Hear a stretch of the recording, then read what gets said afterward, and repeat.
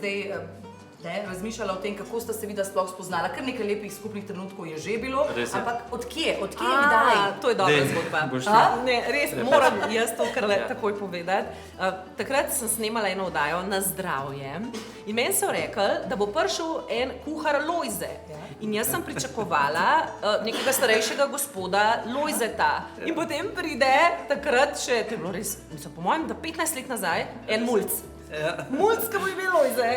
Ampak, kar je mene presenetilo, je to, da njegovo znanje, njegova duša je pa bila na nivoju enega Lojzeta. Nekoga, ki zna. Hvala lepa. In to je po mojem res ta gospa Marija, mati njegova. A si mislila, da ta bi bil še za ponuditi, ne?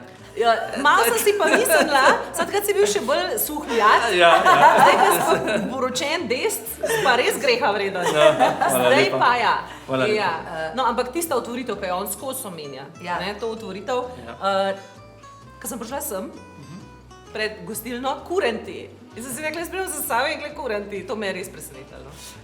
To je ena lepa zgodba, tudi naši prijatelji Kurenti Petovi ob Ptuju, se pravi, več kot 20 let že sodelujemo in tudi oni so bili na otvoritvi in zelo dobro smo se povezali, jasno so pa sploh zelo radi okrog svoj sprejeli.